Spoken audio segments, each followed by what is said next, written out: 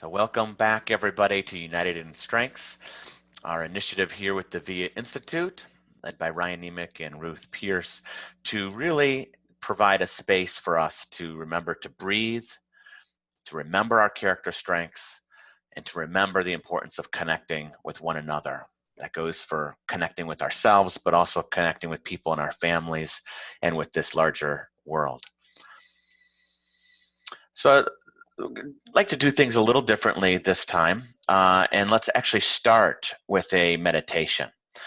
And I would like this to be a bit more of a body meditation. So this body meditation is going to be build off of something that I've called the character strengths breathing space, which is this three-step approach that integrates mindfulness and character strengths, the core elements of mindfulness, what mindfulness really is at its essence, along with these character strengths. Because mindfulness at its core is a couple different character strengths. So we're going to go through these phases of curiosity, self-regulation, and perspective. And then we'll dive in deeper to our character strength focus of today, which is perspective. And so I want to also, before we start this meditation, mention that I was inspired to make this character strength breathing space that I've led, who knows how many times, 100, 200 times to different groups.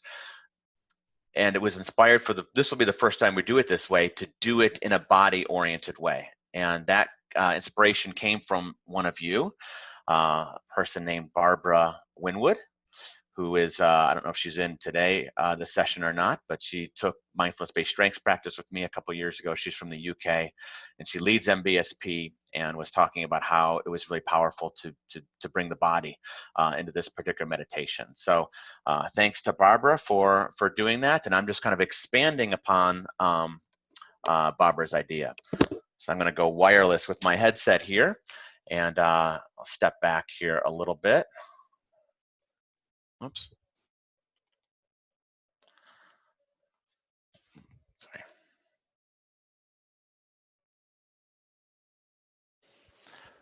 I want to make sure you can still see me. So you can kind of also come into some kind of standing position. And let's begin in the standing position by bringing our attention to our breath right now. So we can anchor ourselves into the present moment with this in-breath and this out-breath. And with your eyes open or closed, just feeling your body standing here.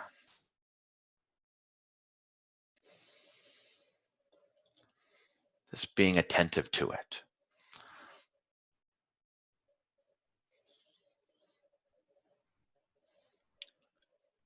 And being present to your breath, the full inhale and the full exhale as you stand here.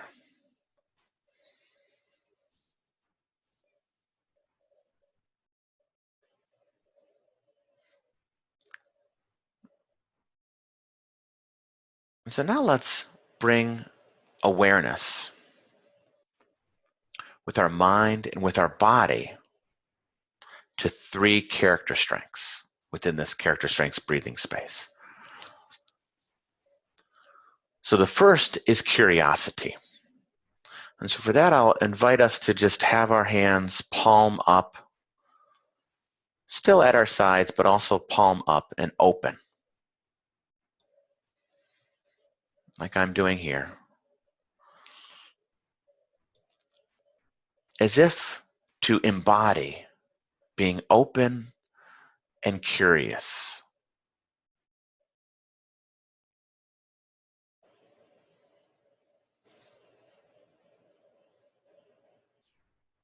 So I invite you to be open and curious to yourself right now, to body sensations,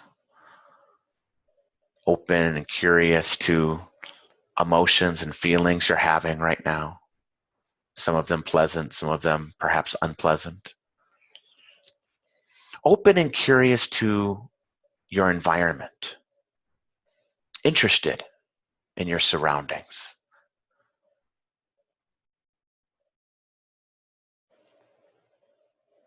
And your body takes on this position of open,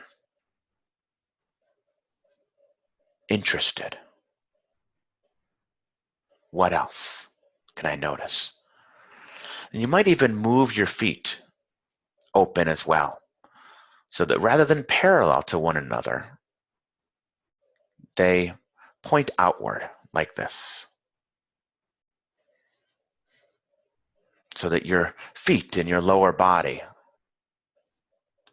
also is open. We breathe with that openness. Mindfulness is about being curious and open to your present moment.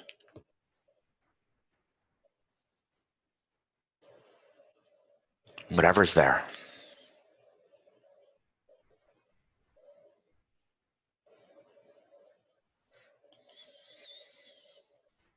And next, we move into the phase of self-regulation. So I'm going to place my hands together, make my feet parallel, and have my hands together where I can actually feel my breathing in my chest, my belly. And the hands are together as if to narrow our attention, because that's what we're doing. We're focusing our attention on just one thing, our breathing. When you do that, you're using your strength of self-regulation, because you're narrowing your attention, you're taking control of your attention, self-regulating your attention to this breath. So our hands come together and we can actually feel the stimulus of our in-breath and our out-breath right there.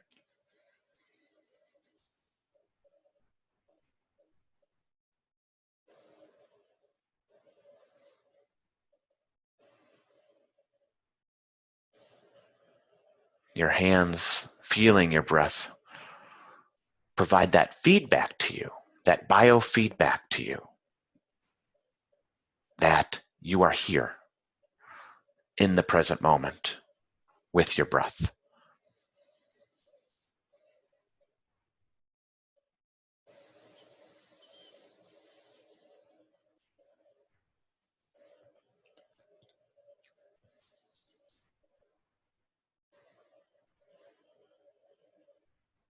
And in this phase, we just continue to bring our attention back to our breath. Our mind wanders and thinks about things, goes all over the place. It's just totally normal. We just bring our attention back to the in-breath and the out-breath.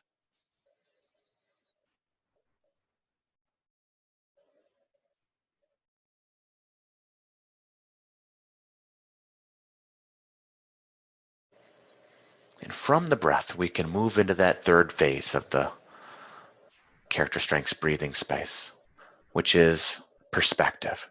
So here our hands can open up again and perhaps even rise up as if to try to grasp the bigger picture of perspective. Our head may or may not look up, but our hands can be open and high.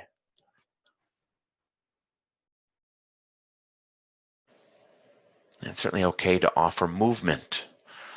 So they're almost as if you're trying to grasp the wholeness of the earth, the wholeness of something above you. So in this phase of the character strengths breathing space, we're expanding our awareness, aware of the bigger picture.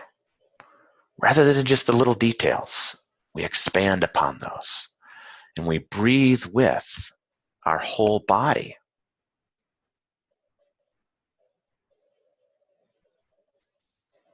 Breathe with this awareness of our whole body and mind and spirit here.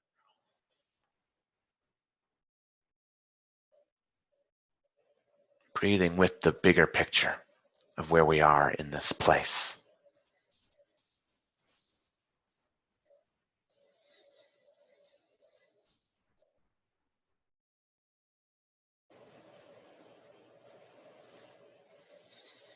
And as you're ready, the arms can come back down to your sides after you feel you've captured some of that perspective.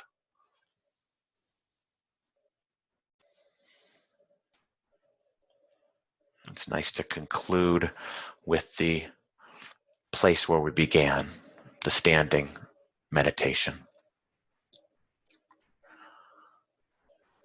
It's also in the spirit of perspective because it creates that wholeness of beginning to end, like the bookends on our bookshelf. I invite us to continue to feel our breathing, but also to become fully present to the group and the experience of this United in Strength session again.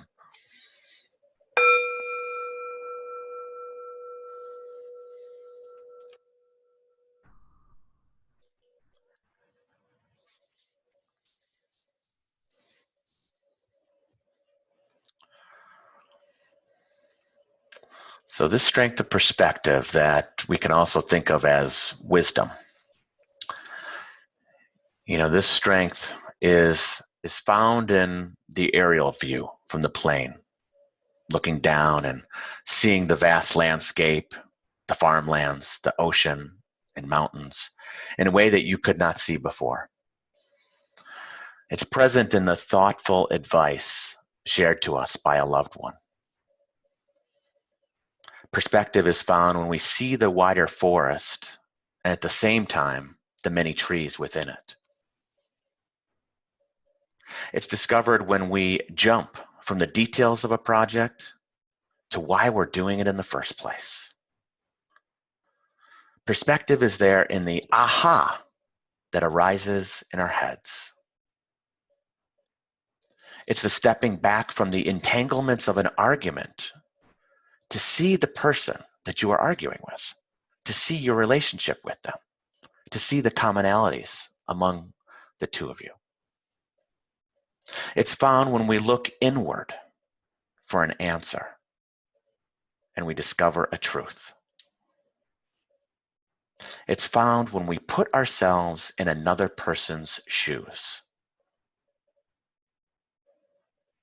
It's in the asking of yourself a question in any situation. What matters most here? What matters most? And it's in the wholeness of one pebble. One pebble, we can find perspective. No. It's the whole mound of dirt the pebble is part of. No, it's the whole mountain the mound of dirt and pebble rest on. No, it's the collective soil that makes up all the land and mountains. No, that's not right. It's the complete planet Earth that we are on. That's perspective. No, it's the solar system that the Earth is integrated into. No, it's part of one of the billions, maybe trillions, of galaxies out there. No, it's in a universe that is far beyond our comprehension. But perspective, points us to something. Well, at the least, we can partly comprehend this little pebble. That is perspective.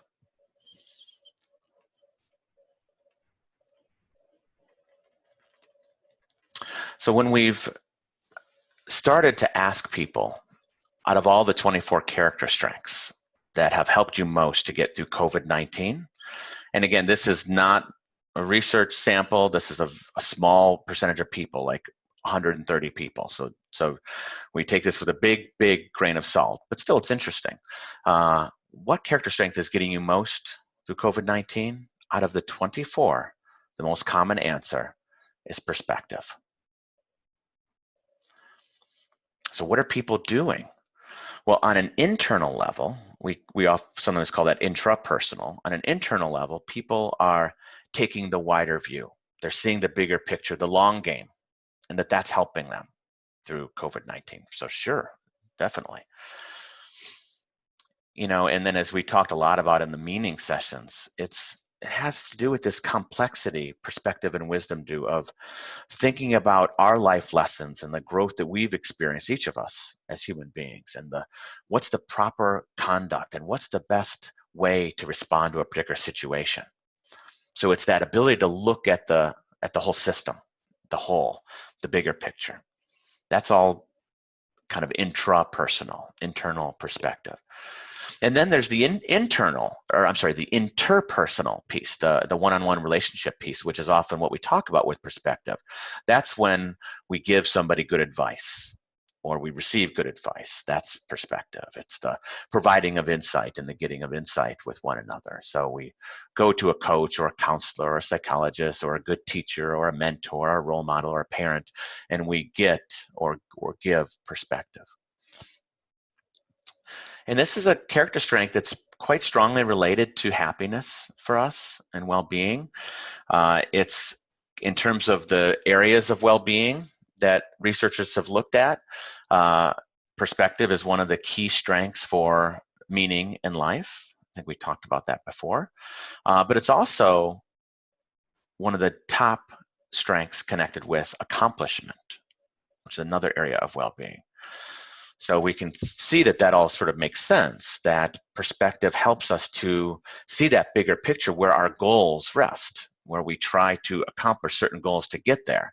So if we have a perspective with our life goals or your COVID-19 goals, your family goals, your goals as a practitioner, your goals as a researcher, whatever, if we have that bigger picture of perspective, that gives us a greater chance to accomplish that thing. I would never be able to write a book without a lot of wider perspective of where is this going, what's the big picture of the chapters, as well as where the book is placed in the field and where might it go. So that bigger vision. So you can think of anything that you've accomplished in your life, and all of you have accomplished many, many things. You had to use perspective in order to accomplish those things, most likely. So we can think about that for our place in the world right now, or helping our families is what's the larger perspective. There's so much research, so much complexity to perspective and to wisdom. We can't possibly capture it all in this short amount of time, but so I thought I would hit more on other strategies that we can do. So some of the things that we mentioned, by the way, are all ways to build perspective. So let me just kind of go back to a couple of things I was mentioning. So if you are in an argument with your significant other or a friend, and you're back and forth, and we get tangled up in the emotionality of it, the conflict of it, but then who is going to be the one? Is it going to be you or them that's going to step back and say, gosh, it's our relationship that's more important here, not me winning the fight? So that's perspective, the person that steps back to see that this relationship is more important.